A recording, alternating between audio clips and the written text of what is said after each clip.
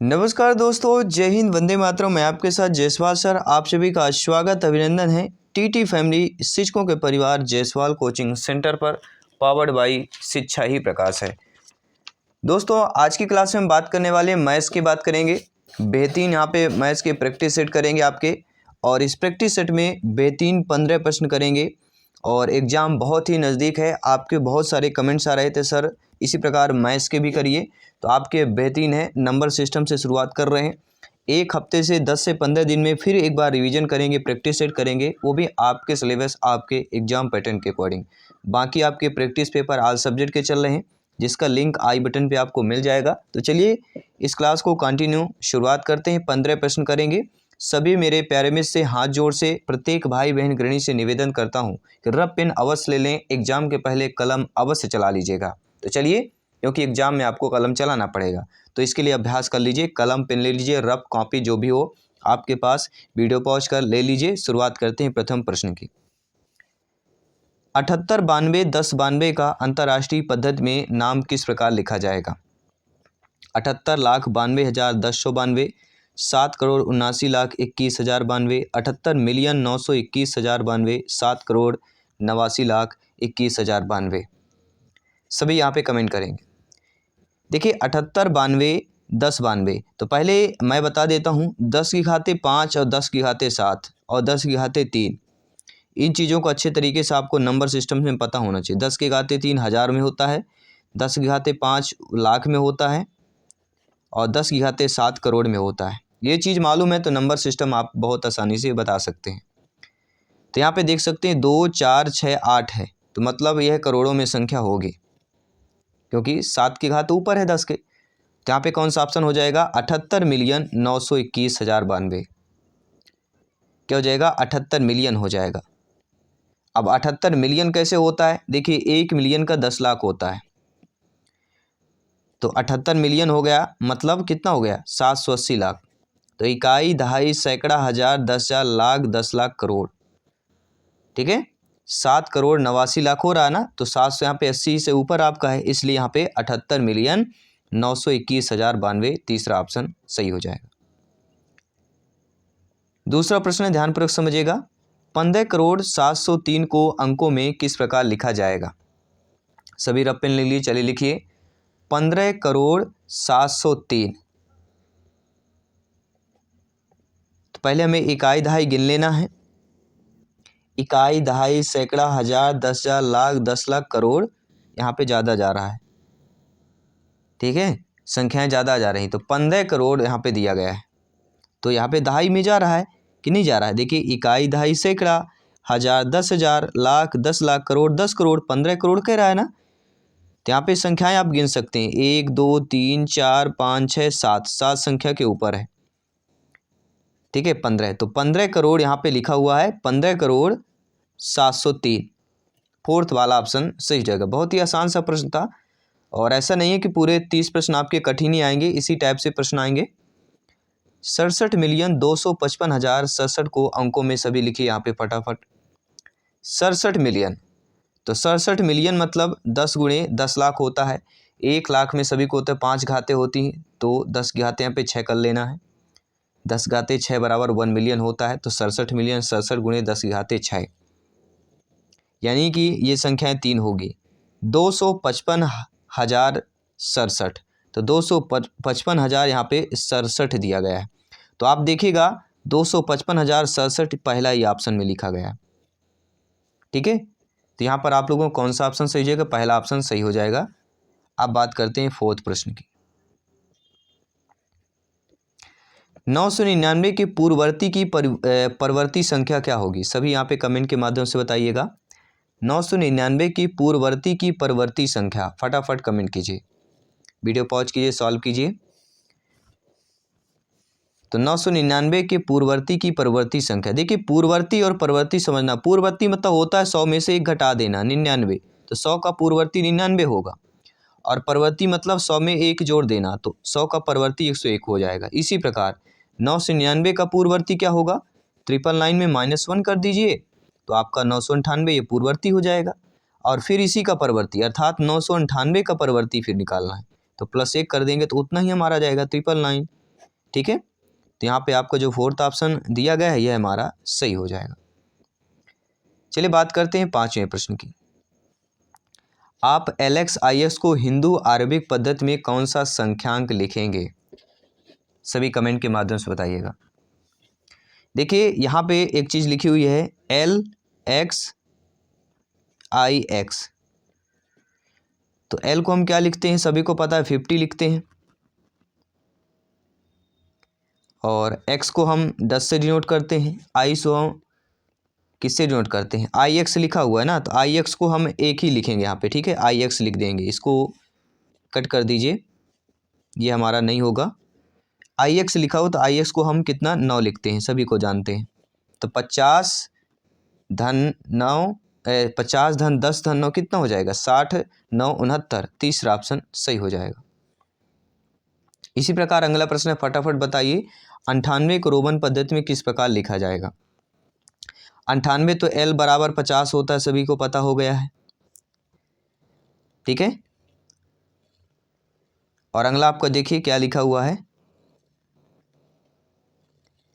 देखिए बहुत ही अच्छा यहाँ पे लिखा गया है, कैसे लिखा गया है देखिए ध्यानपूर्वक समझिए, 99 लिखा गया है, तो आप इतना जानते हैं कि XC लिखा गया है, देखेंगे XC, C मतलब यहाँ पे 100 होता है, और इसके पहले X लिखा हो तो वो घटाना हो जाता है। देखिए कोई भी रोमन पद्धति में क्या होता है, C के पहले अगर कोई भी X लिखा हो, फर्स्ट लिखा हो, सेकंड लिखा हो, थर्ड लिखा हो, कोई भी लिखा हो, पहले अगर उसके आ रहा है तो मतलब उससे घटाना है, तो C के पहले यहाँ पे क्या लिखा गया है, X लिखा हुआ है तीसरे ऑप्शन पर, तो मतलब क्या होगा, 100 में से 10 माइनस कर दीजिए, हमारा 90 हो गया।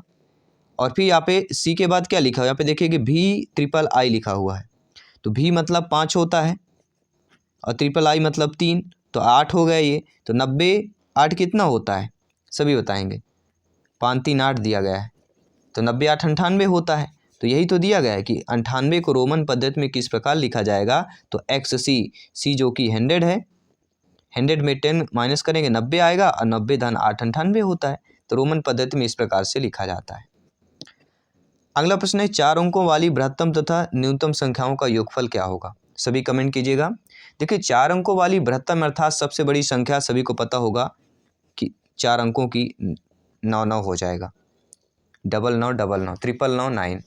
4 अंकों वाली न्यूनतम जो सबसे छोटी संख्या होती है वह होती है 1000। इन संख्याओं का अभिष्ट योग पूछा जा रहा है, तो बस योग कर लीजिए, आपका आंसर आ जाएगा, 9 9 3 9 आ जाएगा, 1 10 आएगा, 10,999 आ जाएगा, तीसरा ऑप्शन सही हो जाएगा। कोई भी डाउट हो कमेंट कीजिए, फीडबैक कीजिए, आप सभी का कमेंट फीडबैक सर्वोपरि है, सम्मान करते हैं, सभी का अभिनंदन स्वागत करते हैं। आपके अपने TT फैमिली शिक्षकों के परिवार पर मैथ्स की बेहतरीन तैयारी करना है और आउट ऑफ 30 में से 25 प्लस का स्कोर करना है, तो आने वाली क्लासेज बहुत ही इंपॉर्टेंट होने वाली है। तो संख्या 24 को रोमन अंकन प्रणाली में कैसे लिखा जाएगा, एग्जाम के पहले रिवीजन या अभ्यास बहुत ही ज़रूरी था दोस्तों, क्योंकि देखिए 3 सब्जेक्ट बहुत इंपॉर्टेंट होते हैं। आपका एक EVS का हो गया, अर्थात हम पर्यावरण की बात करेंगे, एक होता है मैथ्स का, और सबसे बहुत ही महत्वपूर्ण होता है CDP, चाइल्ड डेवलपमेंट पेडागोजी, बाल विकास का। इन 3 में जिन्होंने बेहतरीन तैयारी कर लेता, भाषा में तो अपने आप लोग स्कोर कर लेते हैं। भाषा में अगर आपका 40 से 45 नंबर आ जाते हैं तो बहुत ही अच्छी बात है, 2 भाषाओं में 40 भी आ जाएंगे दिक्कत नहीं, अगर इसमें आप 75 लाएंगे और भाषा में 40 लाएंगे तो आपका 115 120 प्लस के आसपास पहुंच जाएगा। चलिए संख्या 24 को रोमन अंक प्रणाली में कैसे लिखा जाएगा, तो 24 बहुत ही आसान है, एक तो XXI भी हो सकता है, बिल्कुल लिखा हुआ है, फोर्थ ऑप्शन में लिखा गया है, ठीक है, तो हमारा फोर्थ ऑप्शन 24 रोमन अंक हो जाएगा। चलिए अब बात कर लेते हैं 1 से 40 तक की विषम संख्याओं का योग क्या होगा, फार्मूला लगाइए, 1 से 40 तक की विषम संख्याओं का योग। देखिए अभिष्ट योगफल इसमें क्या होता है, सभी को पता होगा, 1 से 40 तक के विषम संख्याओं का n/2 का होल स्क्वायर, क्या होता है, n/2 का होल स्क्वायर होता है कि नहीं होता है, जहाँ n हमारी संख्या होती तो यहाँ पे 40/2 का होल स्क्वायर कर देना है, कितना आ जाएगा सभी लोग बताइए।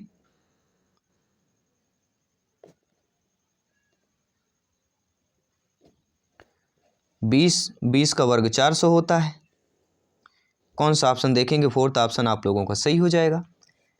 कोई भी डाउट हो कमेंट कीजिएगा, फीडबैक अवश्य कीजिएगा। आइए बात कर लेते हैं अगले प्रश्न की। 10वां प्रश्न आप लोगों के स्क्रीन पर है। मोहन ने अपनी माँ से कहा कि उसकी गुल्लक में 11,1111 रुपये जमा हो गए हैं। यह धनराशि होगी। इसको जोड़ना थोड़ा अटपटा लग रहा होगा, लेकिन जोड़ना कैसे ध्यान पर समझिए। पहले क्या कह रहा है? गुल्लक में 11,000। तो यहाँ पे आप लोगों को सर्वप्रथम क्या करना है? 11 1 2 3 11,000 कर लीजिए। इसके बाद क्या कह रहा है? धन 1100, तो 1100 कर लीजिए। इसके बाद कह रहा है धन 11, इतना कर लेना। तो 11,011 का जब हम इसको जोड़ते हैं तो हमारा कितना हो जाता है? जब इसको जोड़ेंगे तो 11,000 ये हो गया, 1100 11 ये दिया गया है, ठीक है। तो टोटल जब हम इसको जोड़ेंगे तो 12,111 हो जाएगा, क्योंकि आपके यह 1100 है, 1,100 है, यहाँ पे 11 है तो 11 एक 12,000 ऐड हो जाएगा और 12,111 हो जाएगा। क्या हो जाएगा? चलिए जोड़ भी लेते हैं, आप लोग कंफ्यूज ना हो जाएं कहीं, ठीक है। और एग्ज़ाम के पहले बहुत ही क्लियर करना बहुत ही ज़रूरी है, कन्फ्यूजन ना रहे आप लोगों के। तो यहाँ पे 1 1 आ गया, 1 1 1 2 1, 12,000 कितना आ गया? 111। तो 12,111 किस में दिया गया? देखेंगे सेकंड ऑप्शन सही हो जाएगा। देखिए प्रश्न आसान होते हैं, काफ़ी बार ऐसा होता है कि कुछ पहले प्रश्न हमारा गलती हो जाता है तो बाद में फिर हमें प्रश्न पता नहीं आसान होता फिर हम कठिन बना लेते हैं। एग्ज़ाम में होता है ऐसा। और कभी कभी ऐसा होता है कि बहुत सरल होता है, वो पॉइंट ही नहीं पकड़ पाते हैं, क्योंकि हमारा माइंड एग्ज़ाम में बहुत ही उथल पुथल हुआ होता है। सभी जानते हैं एग्ज़ाम टाइम में क्या हालत होती है। अगला प्रश्न है, 999 अथवा 3,000 के बीच 4 अंकों वाली कितनी संख्याएं हैं? ध्यान पर देखिए, 10 प्रश्न कर चुके हैं, 5 प्रश्न और करेंगे। देखिए यहाँ पे दिया गया है 999, एंड दिया गया है 3,000। इनके बीच 4 अंकों वाली कितनी संख्याएं बताना है। तो बहुत ही अच्छा, इसके लिए फार्मूला क्या होता है? कोष्टक के अंदर लिखिए, 3,000 लिख लेना है, एंड माइनस कर लेना है और क्या लिखना है? 3 अंकों वाली संख्याएं। तो यहाँ पे 3 अंकों वाली संख्याएं लिख लीजिए, 999 और कोष्टक बंद करके -1 कर देना है। ये हमारा आंसर आ गया, ठीक है। कि कभी भी मतलब बीच में अगर कोई संख्या पूछा 4 अंकों वाली 999 to 3,000 के बीच, तो ये फार्मूला होगा। तो इस फार्मूले में 3,000 में क्या करना है? 999 को माइनस कर लेना है, फिर इसके बाद आपको -1 कर लेना है। तो चलिए फटाफट माइनस कीजिए। जब 3,000 को 999 में माइनस करेंगे तो कितना आ जाएगा? 2,001 आएगा। बहुत ही आसान है। और इसमें एक माइनस कर देंगे तो आपका 2,000 आ जाएगा, ठीक है। तो 999 और 3,000 के बीच 4 अंकों वाली कुल कितनी संख्याएं हो जाएंगी? तो टोटल यहाँ पे 2,000 संख्याएं। दूसरा ऑप्शन सही हो जाएगा। अगला प्रश्न है, 10,000 10 इकाई 10 दहाई बराबर है। देखिए 10,000 सभी जानते हैं, 10 और 1 2 3 जो तीनों कर दीजिए। 10 इकाई मतलब सभी लोग बताइए, 10 इकाई को हम क्या लिख सकते हैं? फटाफट बताइए। 10 इकाई मतलब 10, और 10 दहाई, 10 दहाई मतलब होता है 10 गुणे 10 करेंगे तो 100 हो जाएगा। तो यहाँ पे हम क्या कर लेंगे? 10 दहाई को 100 लिख लेंगे। अब इसको जोड़ना है, ठीक है। 0 1 1 0 1 कितना आ गया? सभी लोग बताइए। 10 11 0 आ गया ना। तो 10 11 0 देखेंगे, पहला ऑप्शन ही आपका दिया गया है, ठीक है। तो कितना आ गया? सभी लोग बताइए। इकाई दहाई सैकड़ हज़ार 10,000, 10,110 आ गया। पहला ऑप्शन सही हो जाएगा। बहुत ही आसान है प्रश्न, कोई कठिन नहीं आएंगे। 3 से 4 प्रश्न कठिन आएंगे, मैं बता देता हूँ। 15 में से 3 से 4 प्रश्न कठिन आएंगे। 8 से 10 प्रश्न बहुत इजीली रहेंगे। चलिए प्रश्न की बात करते हैं। 1715.271 में 7 स्थानीय मानों का अंतर बताना है। स्थानीय मान बहुत ही आसान होता है निकालना। देखिए इस 7 का स्थानीय मान कितना होगा? देखिए कितना होगा, 7 लिखेंगे, इसके बाद देखिए 2 0 कर देंगे, 700 हो जाएगा। अब इसके बाद क्या कन्फ्यूजन करना है? इसके बाद जो ये 3 दिए ना, इसके बाद भी आपको शून्य यहाँ पे लगाना पड़ेगा। शून्य आपको बढ़ाना ही है, इतना आएगा स्थानीय मान, ठीक है। आई होप समझ गए होंगे अच्छे तरीके से। इसके बाद कह रहा है दूसरा 7, तो दूसरा 7 यहाँ पे देखेंगे 7 के बाद एक ही जीरो तो 70 आ जाएगा, और इसका अंतर पूछा जा रहा है तो -70 कर दीजिए, बस आपका आंसर प्राप्त हो जाएगा। तो आंसर कितना प्राप्त हुआ पहले समझ लीजिए। यहाँ पे लिखा गया है, क्या लिखा गया है, इसको जब माइनस करेंगे तो आपकी वैल्यू कितनी आ जाएगी, ठीक है।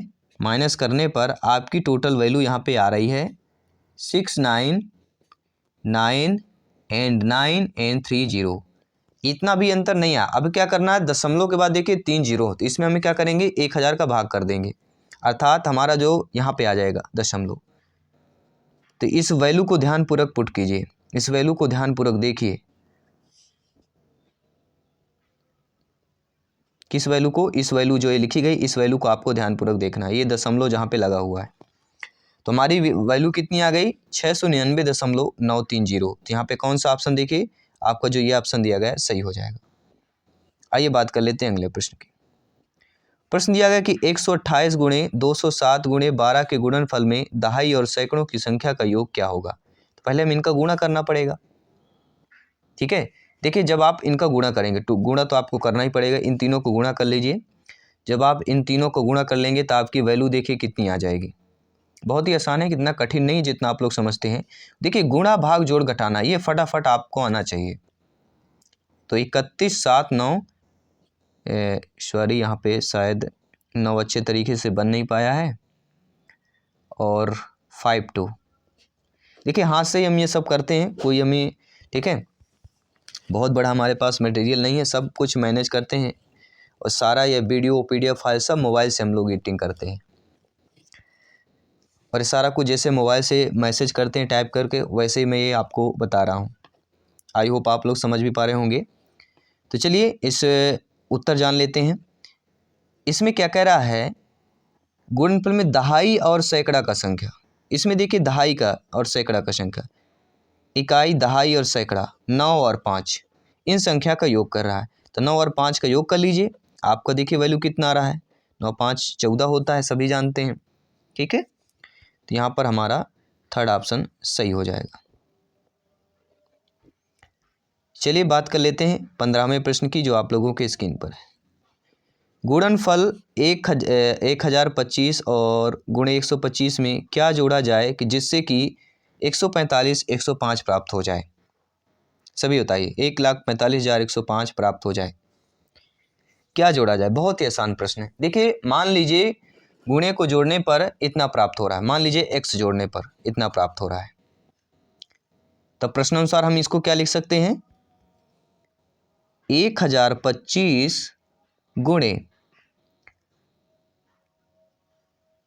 या हम इनका दोनों का गुणा भी कर सकते हैं, 125 प्लस x बराबर जो ये वैल्यू है 14,51,05 इतना कर दीजिए। इन दोनों का गुणा कर दीजिए, 1025 125 का जब आप गुणा करेंगे इसकी वैल्यू कितनी आ जाएगी, मैं बता रहा हूँ डायरेक्टली, आप लोग गुणा कीजिए अपने रफ पेन में। 128 125, हो सकता है हमसे भी गुणा भाग में गलती हो जाए, इसलिए बोलते हैं आप स्वयं कीजिए, ठीक है, इससे आप लोग बेहतरीन होगा। हो सकता है गलतियाँ सभी से होती, हमसे भी हो जाएगी, इसलिए स्वयं कीजिए, ठीक है, गुणा भाग स्वयं पे भरोसा कीजिए। और प्लस यहाँ पे x कर दीजिए, बराबर ये वैल्यू कर दीजिए। तो x वर्ग क्या हो जाएगा, इसको माइनस कर लेना है आपको।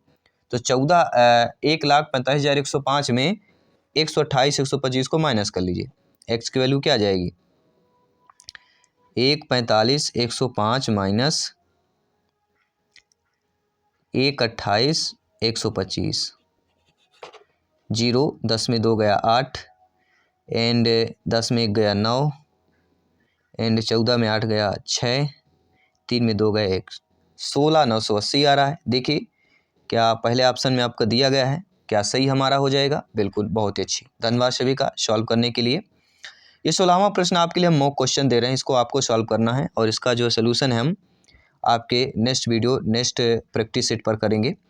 गुणनफल 2002 222 में क्या घटाया जाए जिससे कितना प्राप्त हो जाए। सेम टू सेम पिछले क्वेश्चन जैसे ही है, उसी तरह मानना है, केवल उसमें जोड़ा गया था, इसमें घटा देना है, ठीक है। चलिए इसको सॉल्व कीजिए और आपको आंसर कमेंट बॉक्स में बताना है। इसका सोल्यूशन हम नेक्स्ट अगले प्रैक्टिस पेपर पर करेंगे। और ये रहे 15 बेहतरीन प्रैक्टिस सेट, आपके बेहतरीन क्वेश्चन से नंबर सिस्टम से शुरुआत कर रहे हैं। 10 से 15 दिनों में ये पूरी आपके कंसेप्ट वाइज डेली क्लास करेंगे, और कोशिश करेंगे पूरे सब कंसेप्ट के कवर करने की, पूरे कंसेप्ट के क्वेश्चनों को कवर करने की, बेहतरीन तैयारी करने की। बाकी आपके क्लासेज, प्रैक्टिस पेपर, अभ्यास प्रश्न पत्र चल ही रहे हैं, उसमें भी ज्वाइन कीजिए और अपनी तैयारी को बेहतर कीजिए। और आउट ऑफ 150 में से 125 प्लस के स्कोर को पक्का कीजिए, क्योंकि यहाँ पर सिलेक्शन सरोपर ही है। जल्द मिलते हैं आपके EVS पर्यावरण के प्रैक्टिस पेपर पर। सभी मित्रों को जय हिंद, वंदे मातरम। धन्यवाद सभी का।